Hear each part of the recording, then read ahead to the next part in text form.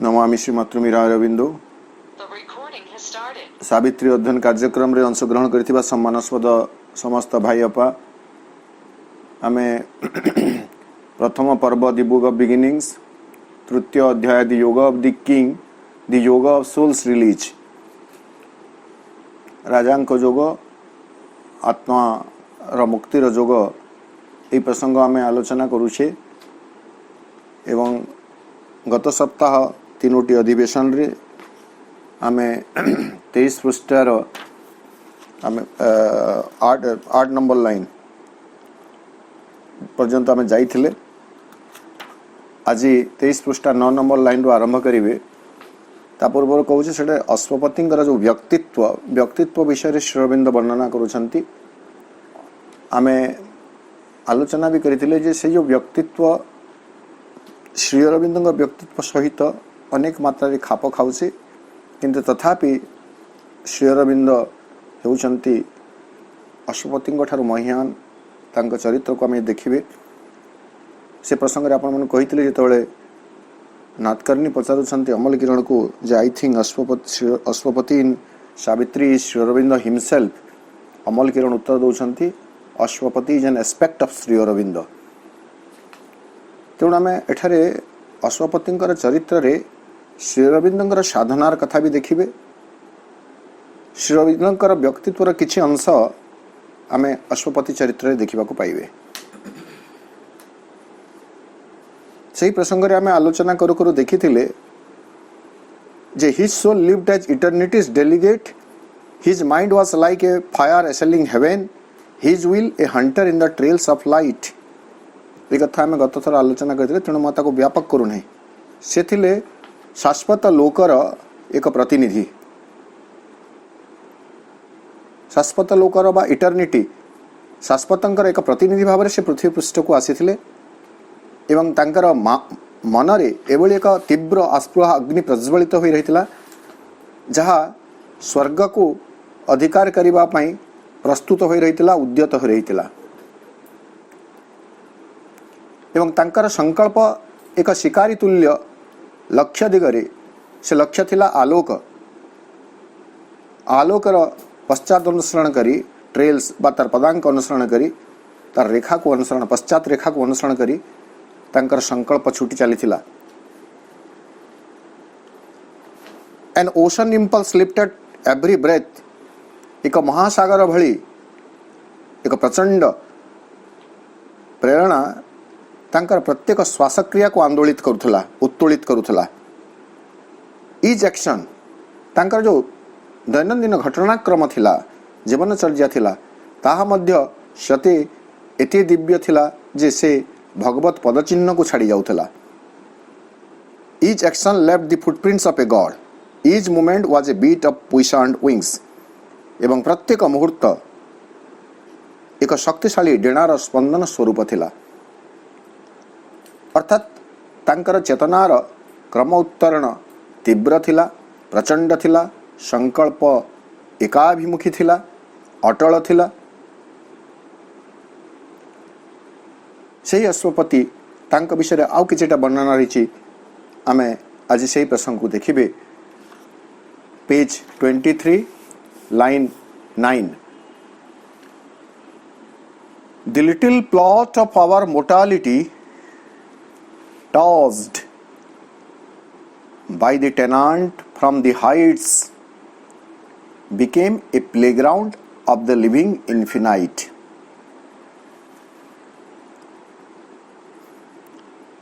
ए जो तीनोटी लाइन रहिला प्रथम लाइन सहित 3 नंबर लाइन जोड़िबे एवं 2 नंबर लाइन टी परिणाम कथा में देखिबे this little plot of our mortality became a playground of the living infinite. इटा हला गोटे दिग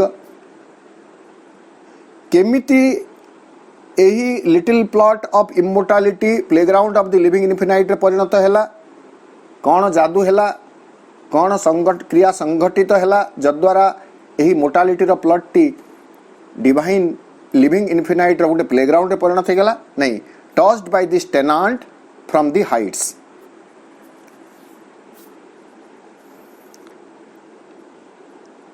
एठारे आम अश्वपति को देखिए जे he has come upon earth as a टेनांट्स। टेनांट्स के टेनांट्स होचंती भड़ारे जे रहंती मूल आदिवासी नुहंती। फ्रॉम ए हाइट्स से एक ऊर्ध्वागत बा ऊर्ध्वस्थित एक अधिवासी जी एठाकू आसी से होचंती एक ऊर्ध्वागत अधिवासी। सामयिक भाव में पृथ्वी रे से बास करुछंती एवं से जेतेबेले पृथ्वी पृष्ठ रे अवतरण करिछंती बा पृथ्वी पृष्ठ को ओह्लाइछंती टच्ड बाय दिस टेनांट एही ऊर्ध्वागत आदिवासींकर स्पर्श रे the little plot of our mortality मर गुणधर्मी नश्वर यही क्षुद्र भूमिटी जहाँ को आम पृथ्वी बोली कहूँ दिस यही पृथ्वी हूँ गोटे लिटिल प्लॉट एक क्षुद्र भूमि एक क्षुद्र परिसर विश्व ब्रह्मांडर तुलन पृथ्वीर भूमिका केते बा पृथ्वीर स्थिति केते एवं ये पृथ्वीर स्वरूप कौन ना it is conditioned with mortality मरशीलता नश्वरता हेउचे पार्थिव क्षुद्र परिसर लक्षण किंतु ऊर्ध्वागत से आदिवासी स्पर्श फल से नस्पर क्षुद्र पार्थिव परिसरटी सक्रिय सचेत जीवंत अनंतंकर प्राणधारी अनंतंकर एक क्रीड़ाभूमि रे परिणत हो गला। Such was the presence of that delegate who has come from the sphere of eternity. शाश्वत लोकरु आसीथिबा सेही प्रतिनिधिंकर प्रभाव बा उपस्थिति एते प्रभावशाली थिला जद्वारा तांकर स्पर्श फलरे पार्थिव जगतर क्षुद्र परिसर बा पार्थिव क्षुद्र परिसर जहाँ नश्वर मरशीलता सहित जहाँ जोड़ी रही ताहा प्राणधारी अनंतंकर एक क्रीड़ांगन रे एक खेल पड़िया परिणत हो गला। जो कथा माँ कहते ध्यान और प्रार्थना रे मार्च 30 1914 आम समस्ते जानू से ध्यान प्रार्थना प्राय समस्त मुखस्थ नहेले भी तार भावटी समस्त को जना। माँ कहते शत शत जीव गाढ़तम अंधकार भितर डूबी रही था से किसी जाए आसे नहीं। काली आम जहाँ को देखिलु से पृथ्वी पृष्ठ रे विद्यमान तांकर उपस्थिति ही यथेष्ट प्रमाण जे यही पृथ्वी दिने पृथ्वीर अंधकार दिने आलोक रूपांतरित हेब दुख वेदना सबुर उपशम हेब। The presence, very presence, उपस्थिति ही एमिति एक वार्ता उपस्थिति ही एमिति एक भविष्यत एमिति एक सुपरिणाम भविष्यत को इंगित करुथला जे एही नश्वर पार्थिव परिसरटी जीवंत अनंतंकर एक क्रीड़ाभूमि रे परिणत हो जाइछि।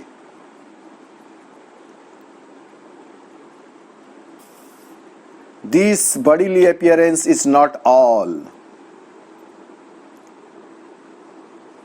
The form deceives. The person is a mask,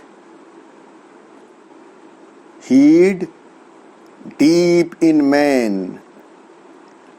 Celestial powers can dwell.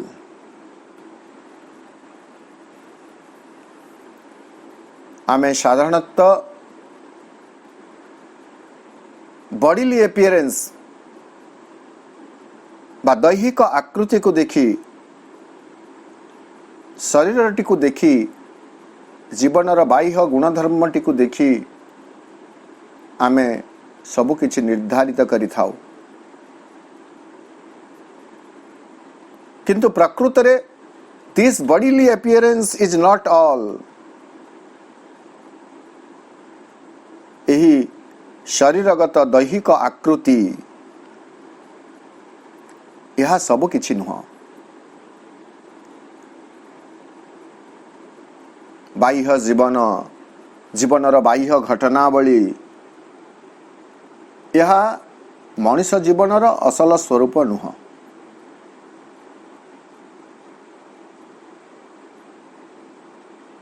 ଯାହାକୁ ଆମେ ବ୍ୟକ୍ତି ରୂପ ବୋଲି କହୁଛୁ, ଦି ଫର୍ମ ଡିସିପ୍ସ, ଏଇ ଯେଉଁ ଫର୍ମ, ଏଇ ଯେଉଁ ସ୍ୱରୂପ, ଏଇ ଯେଉଁ ଆକାର,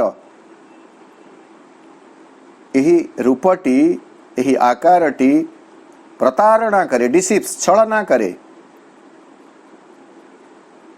ସେ ଗୋଟିଏ କଥା ଦେଖାଏ କିନ୍ତୁ ବାସ୍ତବରେ ସେ ସେଇଆ ନୁହଁ। ତେଣୁ ଆମେ ବାସ୍ତବରେ ଯାହା ତାକୁ ପ୍ରଦର୍ଶିତ ନ କରି ତା ସହିତ ଛଳନା କରି ଆମର ଦେହାକୃତିଟି, ଫର୍ମଟି କ'ଣ କରେ, ଗୋଟେ ଛଳନାର ଗୋଟେ ପ୍ରତିମୂର୍ତ୍ତି ଆମ ସମ୍ମୁଖରେ ରଖେ ଯେ ପ୍ରକୃତରେ ତମେ ହେଉଛ ଗୋଟେ ହାଡ଼ ମାଂସ ରକ୍ତ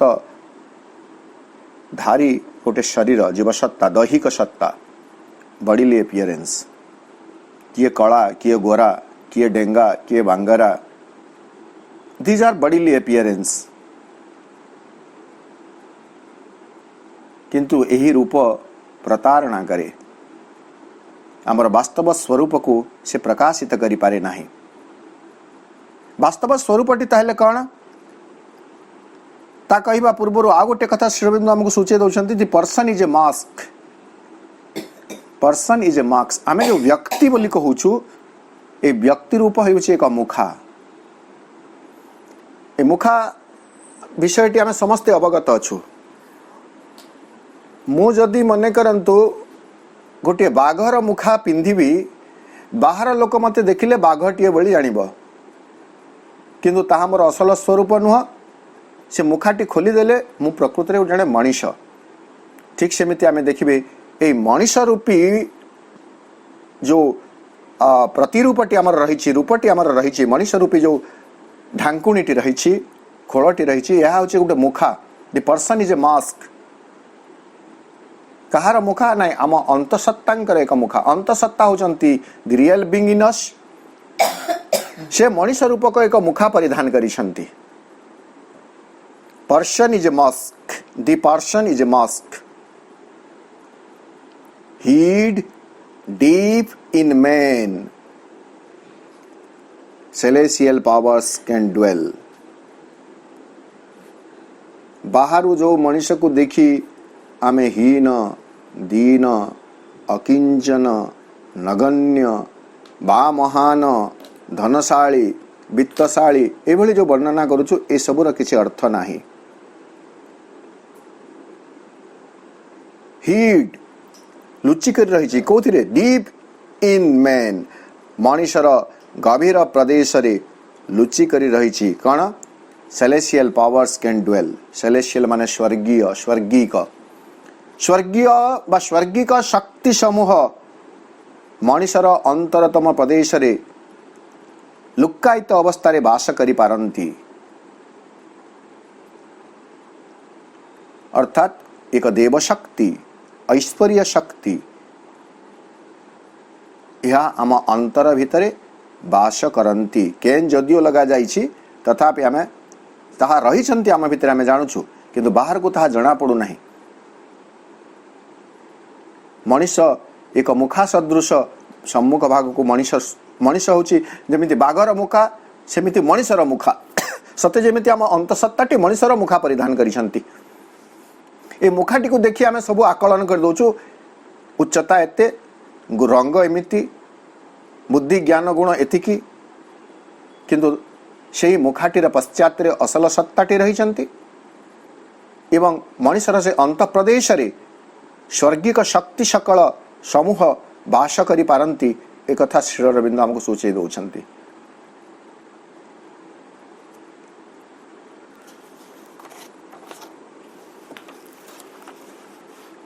ତାପରେ ପୁଣି ଏକ ଜେନେରାଲ ଷ୍ଟେଟମେଣ୍ଟକୁ ଆସୁଛନ୍ତି। His fragile ship conveys through the sea of years an incognito of the imperishable.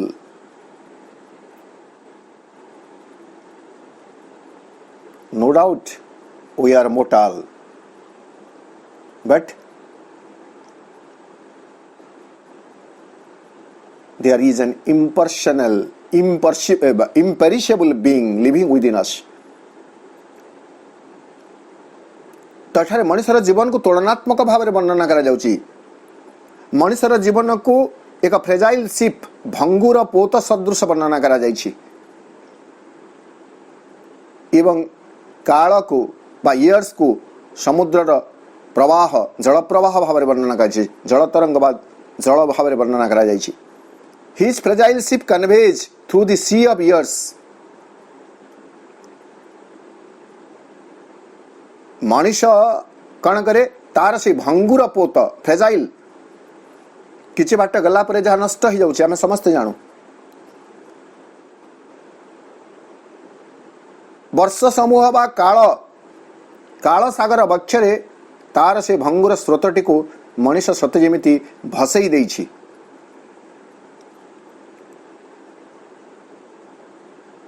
किंतु सेथिरे यात्री किए नहीं एन इनकग्निटो ऑफ द इम्पेरिशेबल अक्षर अविनस्पर चीर अक्षय जी मनोज दास सुंदर भाव में चिराक्षय बोली कहते चिराक्षय चीर अक्षय चिराक्षय इम्पेरिशेबल चिराक्षय बोली एटा आमे शब्द को देखिबे एटा को कैपिटल इम्पेरिशेबल को बड़ हरफ रे आईटी को कैपिटल लेटर जेहेतु श्रविंद लिखिचंती यह आमर साधारण अर्थ रे व्यवहार होने आम इम्पेरिशेबल जनरल अर्थ जो व्यवहार करूँ सेटा है अक्षय किंतु इम्पेरिशेबल होचंती चीर अक्षय चिरंतन निरंतर जहाँकर क्षय केबे हेले कदापि हुए नहीं।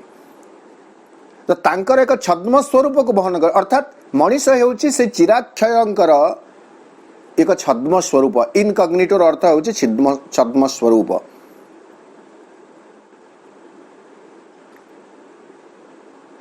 तो मनीष रूपी मनीष तार से भंगुर सोपक माने कौन शिप पोत को काल रूपी समुद्र बक्षरे भसई देछि एवं यात्री भाव में से चिराक्षयंकर अविनस्परंकर एक गहन एक गोपन स्वरूप को बहन करी नौछि। इनकग्निटो माने छद्म रूप गोपन स्वरूप तांको से बहन करी नौछि। अर्थात मनुष्यर जीवन मध्य दे भगवान ही यात्रा करी चालू छंती।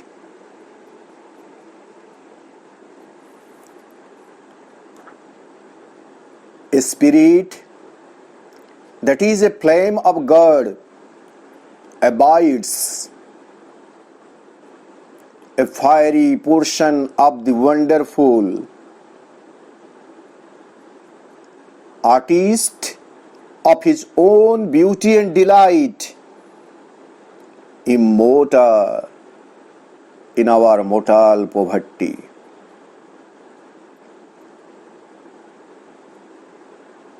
आम भितरे आम जीवन सहित जोड़ी होकर किए अछंती a spirit that is a flame of God abides abides अर्थ होची टू ड्वेल्स वास करंती। A spirit that is a flame of God spirit बोली आम जहाँ को कहूँ बा जहाँ को आम आत्मसत्ता बोली कहले आत्मसत्ता व्यक्ति सत्ता से होचंती कण ए फ्लेम ऑफ गॉड से होचंती भगवत एक स्फुलिंग भगवत स्फुलिंग। तो भगवत एक स्फुलिंग भाव में जो आत्मसत्ता टी आम भितर वास करती एबाइड्स से आत्मसत्तार स्वरूप कण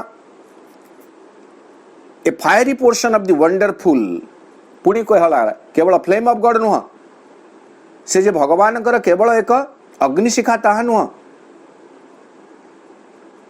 भगवान एक चैतन्य रूपी बन्नीशिखा केवल सेतिकी नुह से मध्य होचंती fiery portion of the wonderful wonderful एठारे मध्य वंडरफुल डब्ल्यूटी बड़ हरफ होइछि कैपिटल अर्थात से ही चीर विस्मय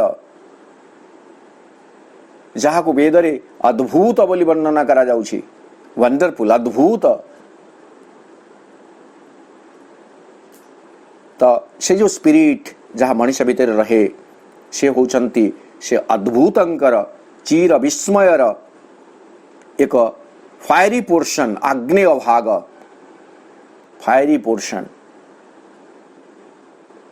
अग्निर अर्थ है अग्नि भितर उत्ताप रही आलोक रही तेणु उत्ताप आलोक सकल को जे बहन करि थाए सेही भली एक अंश भागवत fiery portion of the wonderful चीर विस्मयंकर से होचंती एक अग्नि भाग जे आम जीवन भितर मनुष्य भितर वास करती से होचंती फ्लेम ऑफ गॉड भगवान एक बन्हीशिखा एक भागवत बन्हीशिखा जे आम भितर रहंती आम भितर रही से करंती कण आर्टिस्ट से होचंती सही रूपकर सही चित्रकर सही कलाकार सही शिल्पी artist of his own beauty and delight निजर सौंदर्य एवं निजर आनंदर से होचंती शिल्पी निखुण शिल्पी दक्ष शिल्पी चित्रकर जहाँ भी आम कही पारिबे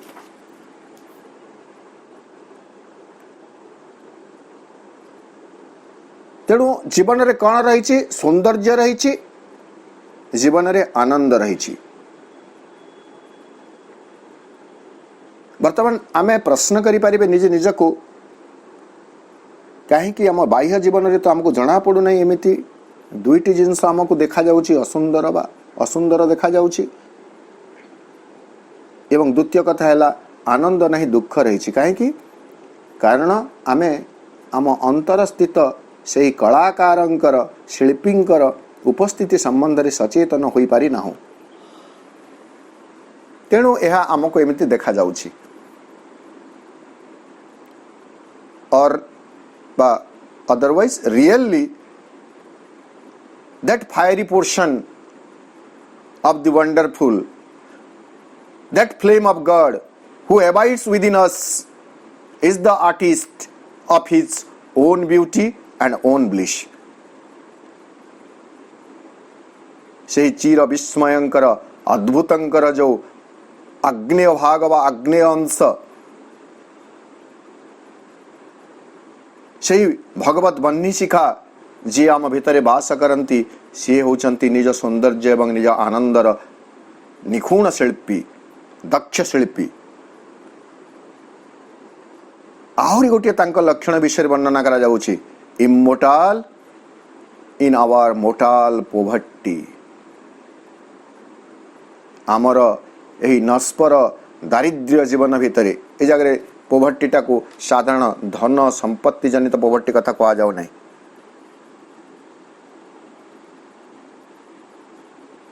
रिक्तता ये जो दरिद्र रही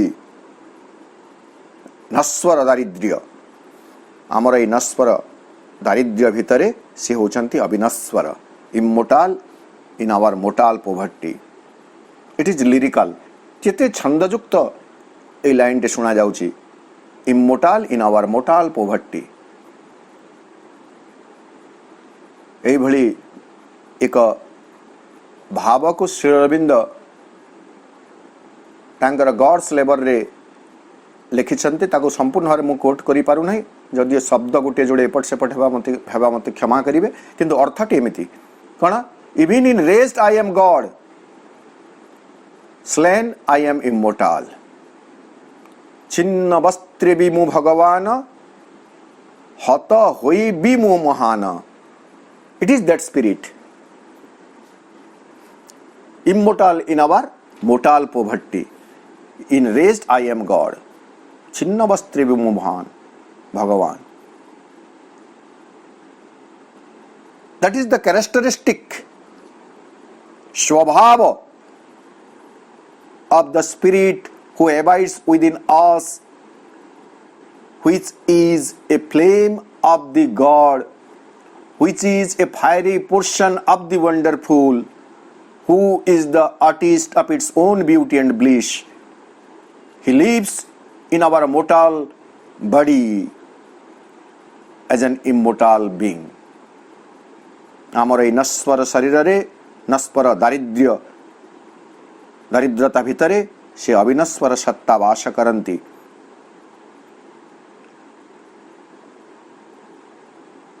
दिस स्कल्प्टर अर्थात से जो स्पिरिट जे कि आर्टिस्ट बोली कहगला, से जो स्पिरिट जे कि fiery portion of the wonderful, जे कि फ्लेम ऑफ गॉड, तांको ए जगह कह दिस स्कल्प्टर, तांको मध्य केवल आर्टिस्ट, पूर्व आर्टिस्ट बोली कहले, पुणी श्री अरविंद कहते sculptor, this sculptor of the forms of the infinite, this screened unrecognised inhabitant, initiate of his own veiled mysteries, hides in a small dome seed his cosmic thought। से मध्य होचंती एक भास्कर, स्कल्प्टर, भास्कर, स्कल्प्टर बा भास्कर आमे काहे को कहू, जो माने मूर्ति निर्माण करती तांको स्कल्प्टर बोली कहा जाए, भास्कर बोली कहा जाए। तो that spirit who abides within us, that artist who is the artist of his own beauty and delight, से he is also a sculptor. से मध्य होचंती जने स्कल्प्टर, जने भास्कर, जी की छांच दे चली, रूप दौरान क्या फॉर्म्स ऑफ द इनफिनाइट, अनंत अनंत को जी अनंत अनंत रूपावली सकल को अनंतर रूपकार समूह सी होचंती भास्कर। अनंत को से स्वरूप प्रदान करी चली, जी अनंत, जहाँ जी निराकार बोली आमे कहूछु, फॉर्मलेस बोली जी कहूछु, तांकु से रूप दे दे चली छंती एवं सत्य जमिति एज ए स्कल्प्टर जने भास्कर भावरे से रूप प्रदान करी मूर्ति सब गढ़ी चली छंती। This sculptor of the forms of the infinite, this screened unrecognised inhabitant.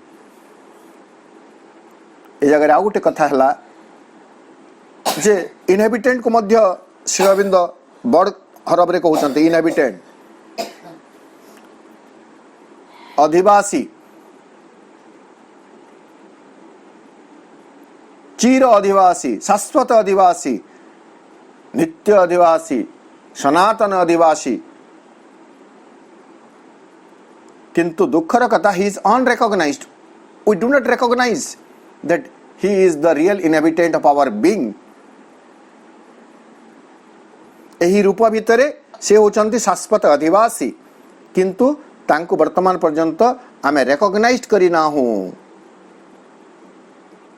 अचिन्हित बोली श्री अरविंद कहउचंती, सॉरी मनोज दास कहउचंती अचिन्हित, जहाको आमे चिन्हि ना वर्द पर्यंत। काहे एक तो चिन्हि ना एवं से परदावृत होई रहचंती, स्क्रीन्ड सम्मुख भागरे से नहांती, परदावृत हो रही, से अचिन्हित परदावृत अधिवासी से कण करती, initiate of his own veiled mysteries, तांक निज परदावृत बा अवगुंठित जो रहस्य रही, से रहस्यर से होचंती प्रवर्तक, उद्घोषक। तांक निज गोपन रहस्यावली से होचंती दीक्षा प्रदान करे बा दीक्षित करुचंती कण, hides in a small dumb seed his cosmic thought.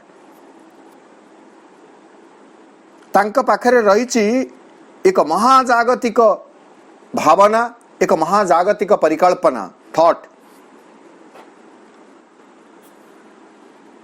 ताकू से लुचई रखी छंती कोठी, hides in a small dumb seed. तांकर से महाजागतिक परिकल्पना को से एक क्षुद्र बीज भितरे, मूक बीज भितरे सत्य जमिति लुचई रखी छंती एवं समय क्रमे पर्यानुक्रमे धीरे धीरे ताकू से उन्मोचित करी चालुछंती। केमिति आमे देखिबे जेते बेले गोटे स्कल्पटर बा चित्रकर हो, चित्रकरटी जो चित्र अंकंती बा भास्करटी जो मूर्ति निर्माण करंती, हठात ताहा फाइनल शेप को आसे नहीं।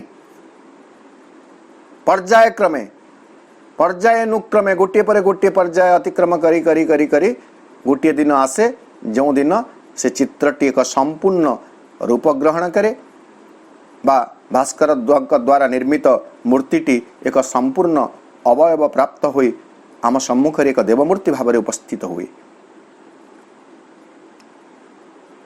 तेणु एठारे कहते से ही लुचई रखिंट विश्वगत परिकल्पना को लुचई रखिंट।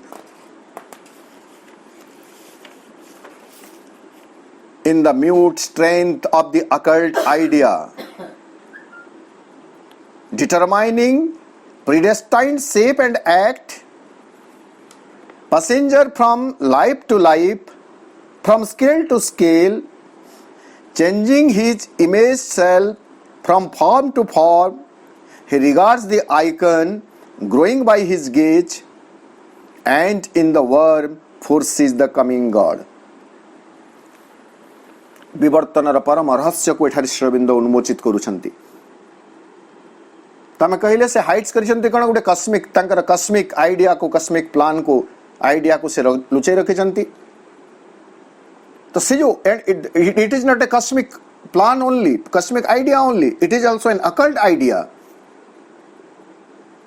अकल्ट आइडिया एक निगूढ़ रहस्य बा भावबोधर एक सामर्थ्य ता भीतर से रखिछंती। से सामर्थ्य को आधार करी in the mute strength of the occult idea निगूढ़ भावबोधर एक निर्वाक शक्ति रो अवलंबन रे आश्रय रे तार प्रभाव फल रे से स्कल्पटर से भास्कर कार्य करी चली। केमिति determining predestined shape and act, केमिति रूप दौरान नहीं प्रीडेस्टाइन्ड शेप एंड एक्ट पूर्व निर्धारित आकार एवं कर्म रूप एवं कर्म निर्णय करुछंती। तदनुजाई से एक आकार प्रदान करुछंती। माने what would be our next life, it is predestined. भारतीय परंपरा रे एक कथा हमको अजणा नुह, आमर परवर्ती जन्म आमर कर्म उपरे निर्धारित हुए। से हिसाब रे आमर अंतर्निहित से स्कल्पटर से कण करंती एक रूपर परिकल्पना करंती एवं तदनुसारे गोटे छांच से तैयारी करिबा आरंभ करंती। Determining predestined shape and act, passenger from life to life, that spirit who is the sculptor, that flame of God, that fiery portion of the wonderful,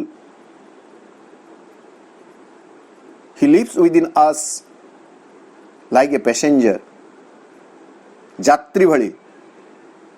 केमिति फ्रॉम लाइफ टू लाइफ, जन्मरु जन्मांतर, गोटे जन्मरु आउ गोटे जन्म, आउ गोटे जन्मरु आउ गोटे जन्म, पुनरपि जननम पुनरपि मरणम पुनरपि जननी जठरे शयनम, पुनि जन्म पुनि मृत्यु पुनि जन्म, लाइफ टू लाइफ, जन्म जन्मांतर धरी से होछंती एक यात्री।